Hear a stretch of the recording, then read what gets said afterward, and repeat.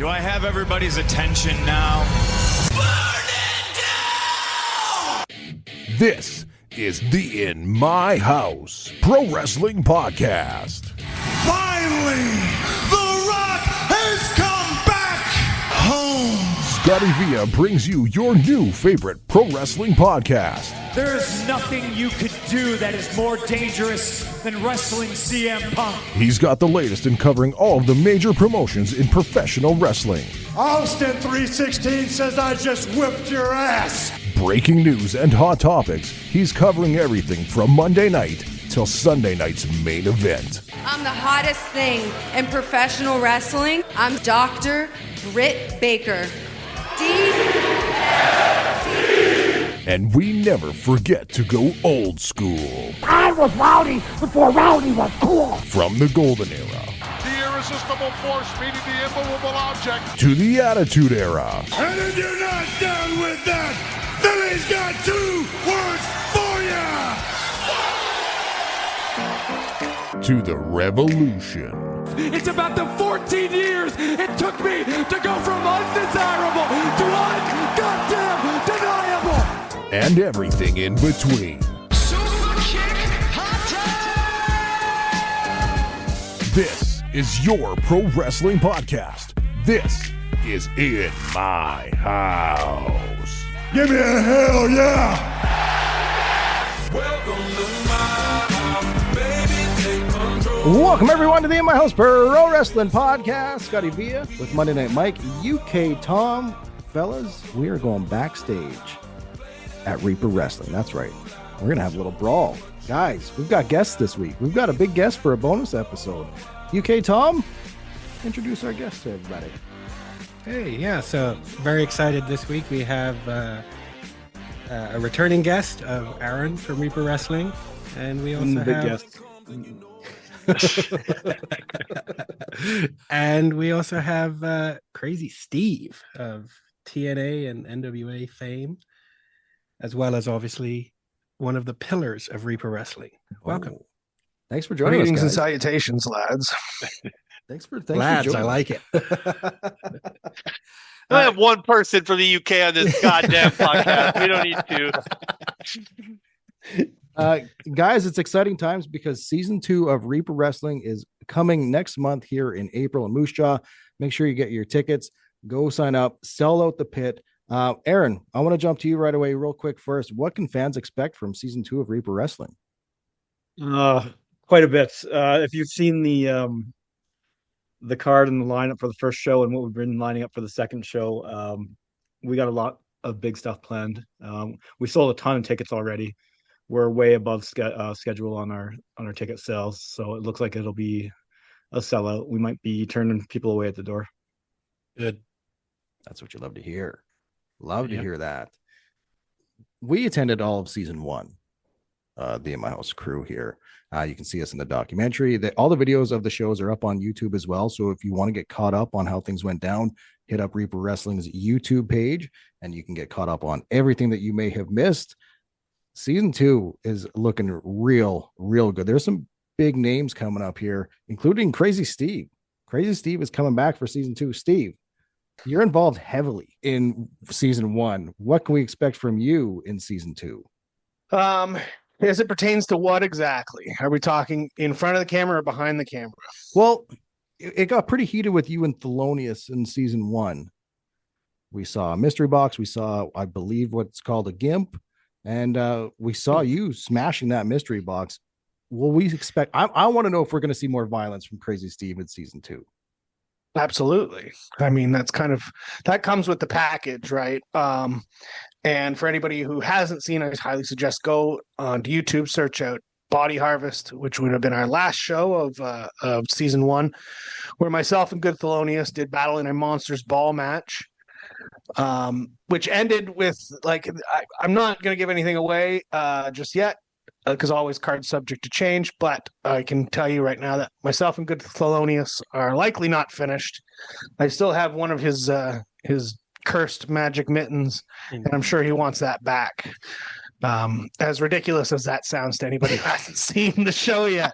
So I I did have a question for you about that Monsters Ball match, Steve. Funny, me too, with Tom. With the ending there, that looked that landing on that certainly looked a little stiff. I'm sure you were feeling that for a few days. Not only that, but the thing that happened right before it too, where Thelonious smashed me in the head and I ended up falling through a door. Yeah. I now you've been to the Reaper show, so you know that we have athletic mats outside of the ring, which I was hoping that was going to help me, and it did not. I just hit the concrete, and those doors, man, like, dude, I thought it was gonna give a little bit, like be a little stiffer than it was, and I just went through it like paper, and then just landed on the concrete. So that sucked. And then the last portion of that match, which happened directly after that, I thought I broke my ribs. So it was good times for all involved except for me. Yeah. Even though I came out the victor on that one, I did not feel like the victor. That's for sure. Where the positioning of that door was literally right in front of the In My House team, and on the YouTube video, you can see all three of us collectively leap up and go, "Oh shit!" It's a really cool match that if anybody listening hasn't seen it, I highly recommend going to YouTube to watch that and all of the other Reaper shows. That's perfect. Steve, Mike here from the In My House Pro Wrestling Podcast. I don't know how familiar you are with the program. Not at all. I'm not the greatest wrestling mind, but do you think, looking back on the Monsters Ball match, the thing that would have took it to the tippy top would be playing the Monster Mash the entire time during the match?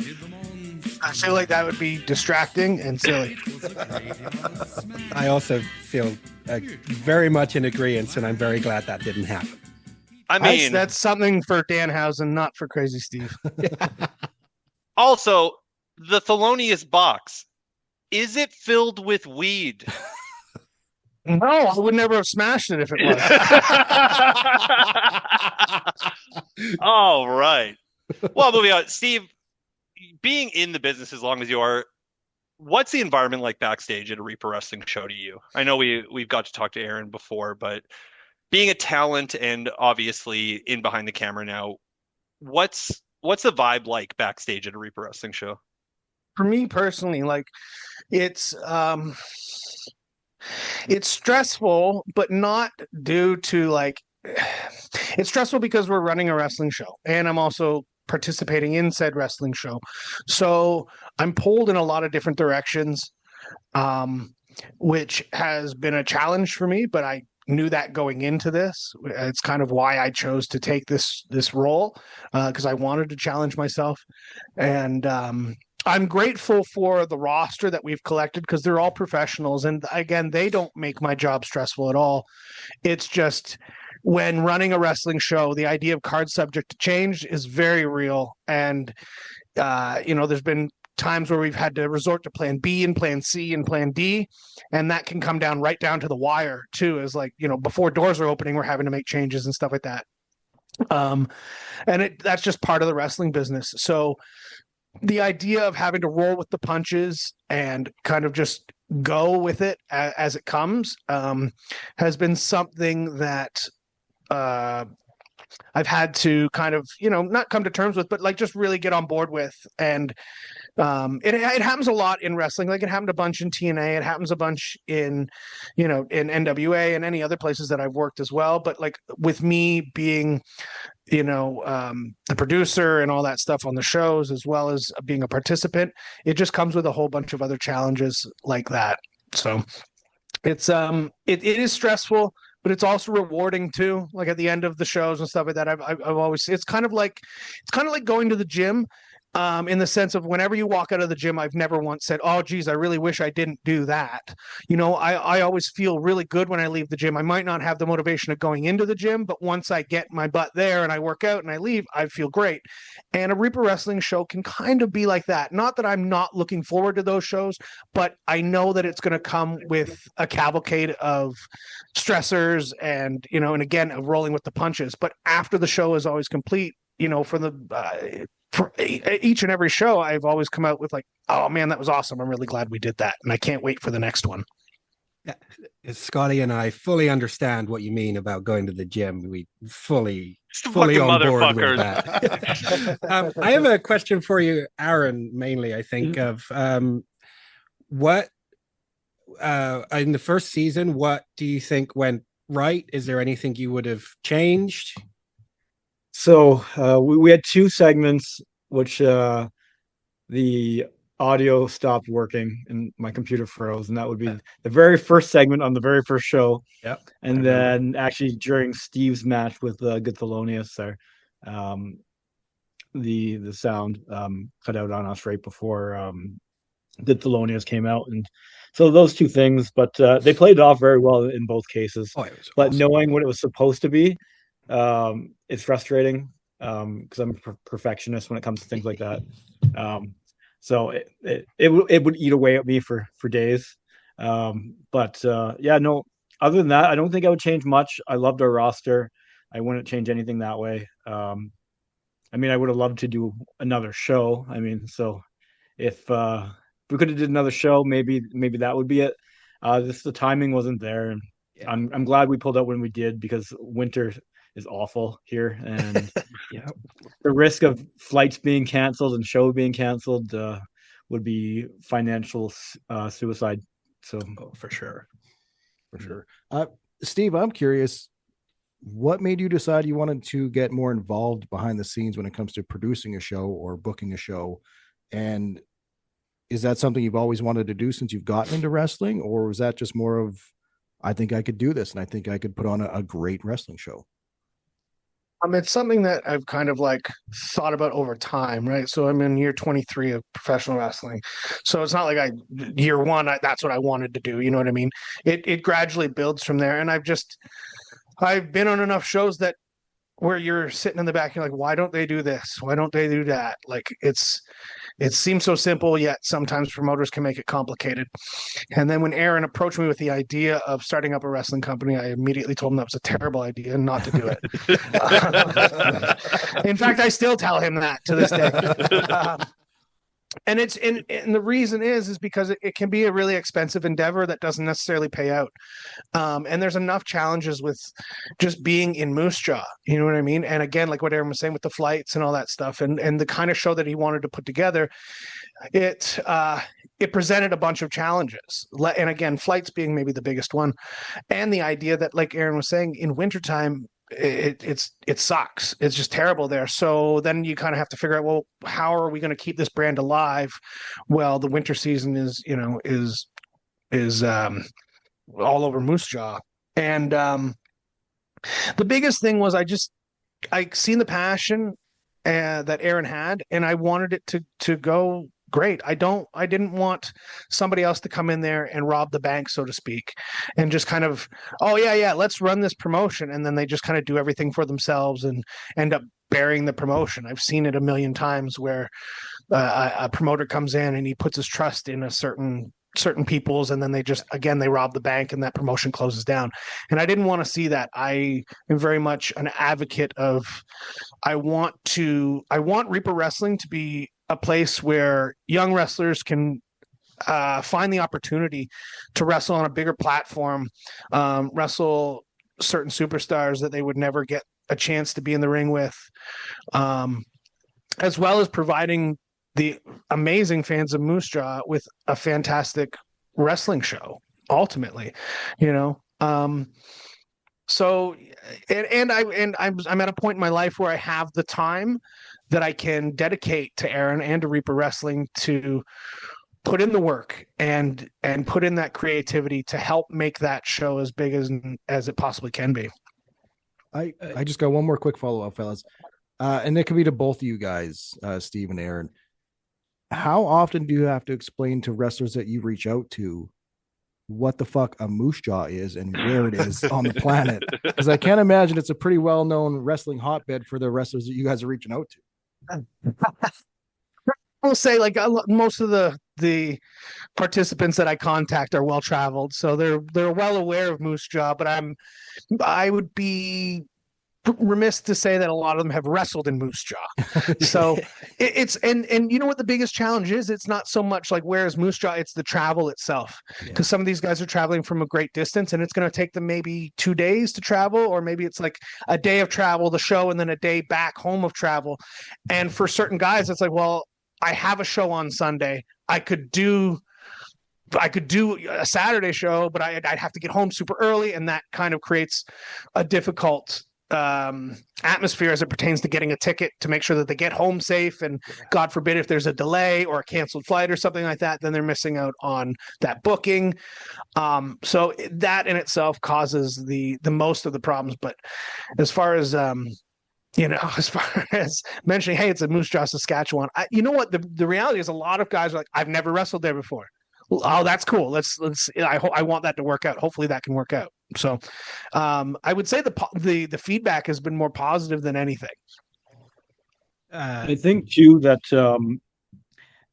initially, maybe we might have been brushed off or ignored a little bit more by wrestlers when we first started. Like, what's this company at a Moose Jaw type thing? But now it's almost the opposite, where we're being reached out to instead, and people want to come work for us. But as Steve said, flights are long for some of the guys, and it is hard to. And this is where we come into issues: is we'll lose some people because they have a Saturday show obligation the next day, and they just can't get there in time because sometimes it's 14 hours of travel. Yeah. Frankie Kazarian is the one that quite often pops into my head, that he must be flying all damn day when he's coming to Moose Jaw to perform for us. You briefly mentioned the young talent at Reaper Wrestling, and that leads me to a question for both of you. I'd like to talk about Jesse Bieber, who we've talked about quite a lot on the podcast, both positively and negatively. Negatively. Did I think I called him a prick a few times. Did you have any idea that Jesse would get over and have the impact at Reaper Wrestling that he has? I mean, I'm familiar with Jesse from Ontario and stuff like that. So, like, anybody that we choose, we've looked into, right? Like, again, we want to give the fans of Moose Jaw the best professional wrestling card that we possibly can. So, with as it pertains to Jesse, like, we know that he has the charisma. Yeah. He obviously can work when he's inside the ring there. So, like, it was not necessarily a no-brainer. It was just a matter of, like, how much can I really put up with this guy? He just doesn't stop talking, So we noticed. Yeah. But like, as it pertains to, like, will he get over or not, like, that was never a question in our head. It was a matter of, like, if we give this guy the opportunity, like all of our participants on a Reaper Wrestling show, we want to give them the opportunity to get over and to make a connection with the fans. And some have a easier time than others, but that's that is the challenge of pro wrestling. Yeah, he great wrestler. When I brought him in, I knew I wouldn't say great. Let's slow down here. Let's calm down. It's funny because I wanted to record him as like a little surprise for Tom today, but I didn't have time to reach out to him. But yeah, I didn't know. Like, yeah, I would say, I mean, between him and Frankie, they probably the most over heels that we have, and I was shocked of how over Jesse got.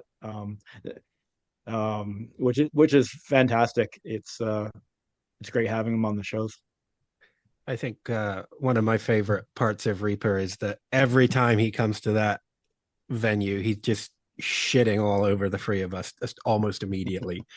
And it's good fun, especially when the wrestlers know that a certain section of the crowd is gonna work with them and have a bit of fun, and then they lean into that. That's obviously that's huge fun for everybody involved. So hopefully that continues into season 2.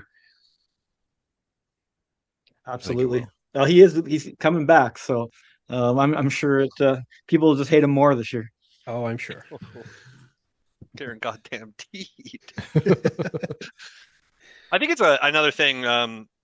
with the venue it's in and it being in Moose Jaw, like it's got such a dedicated fan base where I guess maybe Aaron or even Steve can answer this logistically wise. Would there ever be a time where this show is going to be outside of Moose Jaw? Do you see that being potential of Yes, growing outside the 1000%. pit?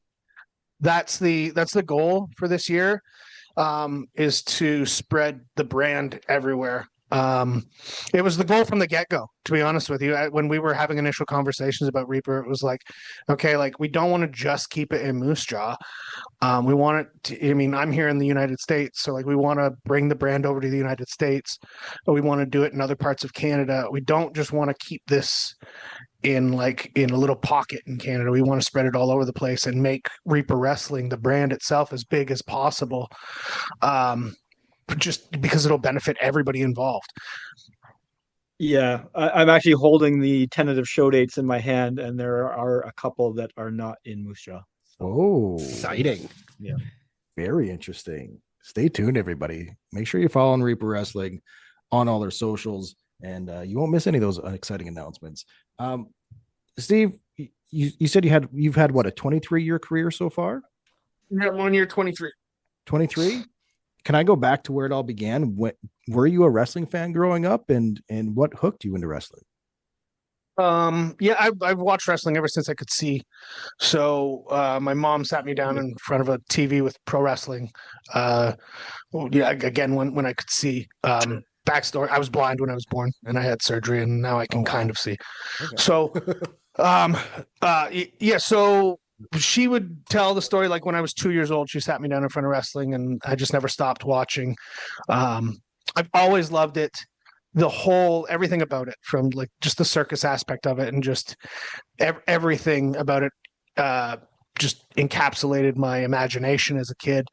And then when I was able to train, which in Canada you have to legally be 18, I came across Eric Young's WrestlePlex in Cambridge, Ontario, and was trained by Eric Young, driven to and from class by fellow professional wrestler Jake O'Reilly, because again, I'm blind, can't drive.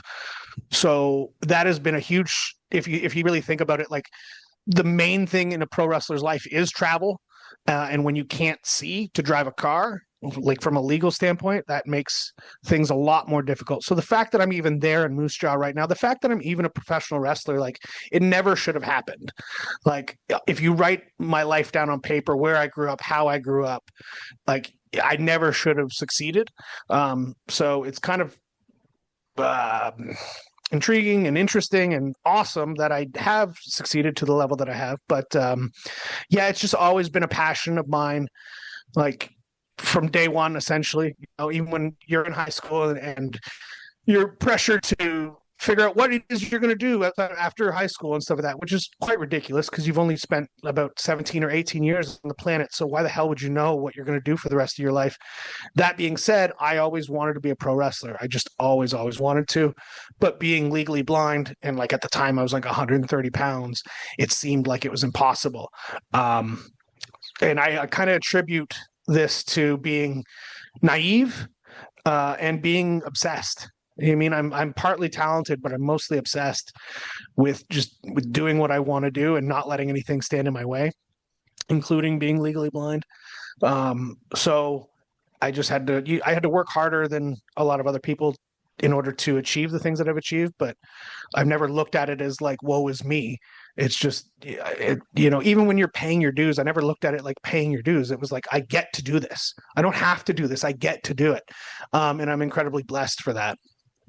We can feel and hear that the pride coming out as you talk about that. So that's awesome, because a lot of guys don't put that pride out there that often. Just in general life, a lot of guys hold their pride behind and keep it behind closed doors. So it's awesome to see that you're not one of those guys. And yeah, it's an amazing journey. Absolutely. I think one thing that was really cool for me, it's not really a question, but it's more of a statement, but I'd actually seen you perform twice before you came to Reaper for the first time, Steve, and that was actually in Wembley Arena. So I get a little bit of a kick out of, I've seen you in the pit and I've seen you in Wembley Arena. That's very cool.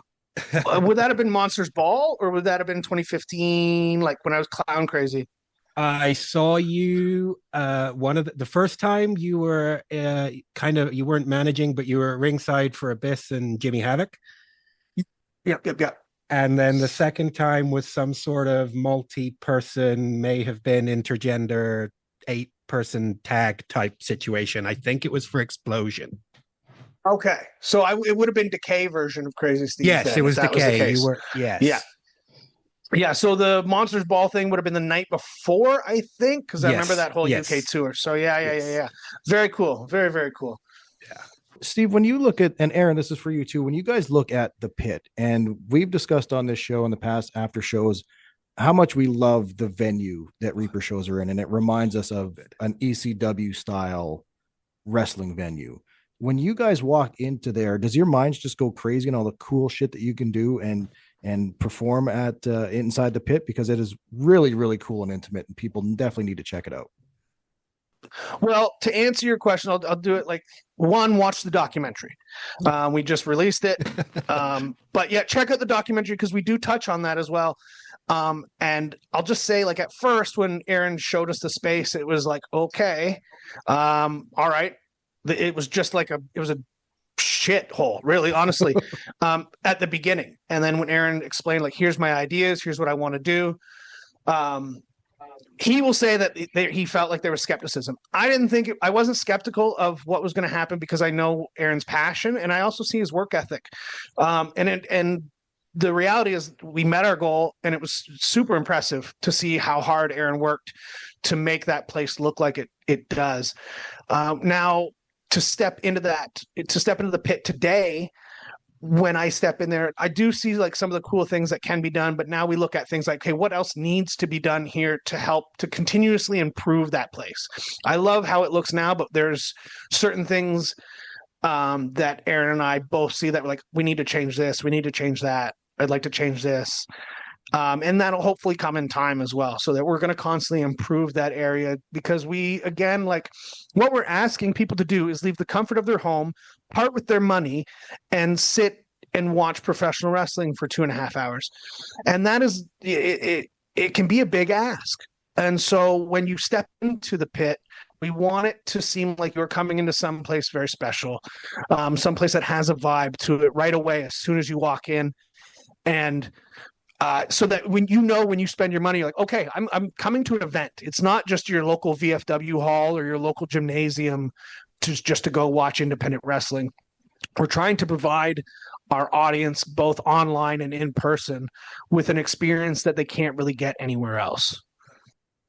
I think one of the hardest things is why we haven't really done any other shows is because we've created such an awesome environment that I don't want to go to a hall somewhere else when putting the shows on the road, or a high school gym or something like that. I want it to still look and feel like a Reaper show. So being super selective about where we're going to go and finding places that are, that kind of still meet that vibe. This year we are working on a few lighting rigs for entrance lights and stuff above the ring. I'm hoping to have it done by the first show, but I don't know. Time's ticking here, and we're not fully there yet. But yeah, like there's so much we can still do in our current place, which is a blessing and a curse because the more we do, the more I'm going to spend somewhere else when we try to do a different show to make it just as good. But yeah, we have a bunch of ideas. Steve loves them all, obviously. Because that's how everything it's not works. True. And yeah, so it's been fantastic, and I love what we built, and I'm super proud of what we have there. You did touch on for the online audience as well. Like I know we're lucky enough to be close enough to Moose Jaw to enjoy Reaper Wrestling live. Do you find the strategy for the shows like to appeal more to online? Like, do you see something like maybe live streaming that event to get more eyes on it being something viable moving forward? Online is where we will make our money. We don't make any money off the actual shows. I mean, look at the talent we're bringing in. There's no way that we can make that in the ticket sales without jacking up the prices and make it unaffordable, which we really don't want to do. I think our last show we reposted it 4 times. Or we did a part 1, part 2, a full show, and then we reposted again. And I think it's close to 30,000 views amongst the 4 of them. Nice. So a lot, almost 50% of our audience is from the United States as well. So it's kind of it's a growing market. I remember D'Angelo talking about how he was in the UK and people knew who he was because they watched Reaper shows. So our market is growing, and that's where we'll get our sponsorships as well. So we have to be super conscious of that, and when we're doing our shows, to make sure that it's still friendly for online.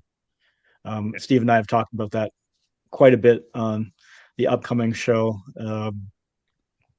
Certain segments where I'm like, well, no, we need to make sure that it gets that online pop too, you know? So just things like that. When searching for new talent to bring into Reaper Wrestling, how difficult is it now in 2026 where a lot of the big companies have WWE ID contracted wrestlers, AEW has Ring of Honor, and just a widespread net of wrestlers that are signed to big deals with these companies? How much of a battle has that been for you guys to bring in fresh and local new talent to Reaper Wrestling? It's actually been pretty good. It seems like AEW is pretty willing to let their guys work for us. They just have to get it approved ahead of time. TNA has no problems. Yeah, it hasn't actually been that big of an issue that I thought it would be. Steve, you might be able to have a better opinion there. It's cost us some talent though, like because they have to do their shows instead. So we've had to kind of rebook some things and stuff like that. One thing again, it's not a question, but while I have you both here, it's more of it's not a suggestion, but one thing that I've seen other promotions do strictly for the people in the audience is when you do the gimmick matches like the Monsters Ball and the door gets broken, as a collector, put those halves of the doors at the gimmick table at the end, signed by Steve and TJ, and I'll buy it. You'll get some money back for the gimmicks. It's still under the ring. You can come get it. I'll get it. April, I'll take See it in from April, you. baby. We're lugging that out. Genuinely, if you can get ring used gimmicks signed by the people in the ring, I'll buy them from you. Perfect. I love it. Steve, you got to sign that, and then they'll truck it away for us at our next show. Fantastic. Guys, we can't thank you enough for your time. What should people be looking for? Where can they find you and follow you to make sure that nobody misses any type of announcement coming up in the near future or in the far future for Reaper Wrestling? So yeah, check please by all means Instagram, X, Facebook, where it's Reaper Wrestling. As far as what they can look forward to, I'm not going to give anything away, of course, but we're trying to provide the fans with an exciting show, with some surprises, with just fantastic professional wrestling. We are looking at not just wrestling that you see on television, but independent wrestling everywhere as well, and trying to do stuff a little different as it pertains to production and promos and everything like that. We want to give you your money's worth and then some. And so as it pertains to what they can look forward to, I mean, our shows that we've posted online speak for themselves. I highly suggest please go check out Reaper Wrestling on YouTube if you're not familiar with the brand, and familiarize yourself with them. And yeah, I mean, we're looking to outdo ourselves with the second season, which I think we'll constantly be trying to do. We're going to try and constantly raise the bar and one up ourselves as much as humanly possible. So what you can look forward to is a bunch of professional wrestlers, both behind the scenes and in front of the camera, who are extremely passionate about what we do and whose main goal is to entertain the audience as much as humanly possible so that you yourselves get your money's worth. 100%. I think that we can say that we arguably have one of the best indie rosters on on the circuit, including like every show. It's not just, we throw one great show together and then the rest are just filler shows. Every show we have has a stacked card. Being able to outdo that every show is hard as well. But we keep trying to push it and keep pushing forward and, bringing in new names and surprises. I've told you this before, Aaron, on Instagram, but Reaper Wrestling was the 50th wrestling promotion I've attended as a fan. And for anybody who's listening and is debating about going, you need to go. It is in the top in-ring quality promotions that I've ever been to. And that's 50 promotions across 7 countries. There's nothing quite like a Reaper show. So the best show I ever saw was an ECW show at the Burt Flickinger Center in Buffalo, New York. And like that, to me, like that was the best show I've seen. And if I can have that atmosphere every time, like that's what I'd be aiming for. You're providing a great atmosphere for pro wrestling fans in our area. We can't wait to see what happens in season 2 and where you guys end up going, because if Reaper Wrestling is leaving Moose Jaw, that's big. It's big. And I know you guys are going to put on a fantastic show to a whole brand new audience, wherever those markets are going to be. Aaron, Steve, thank you so much for your time. Very much appreciate you hanging out here on the In My House Pro Wrestling Podcast. Thanks again. We can't wait to see you guys in April. Thanks, boys. Appreciate you. So much. For UK Tom, Monday Night Mike, I am Scotty Villa. Thanks for checking out the bonus episode of the In My House Pro Wrestling Podcast. Welcome to my house.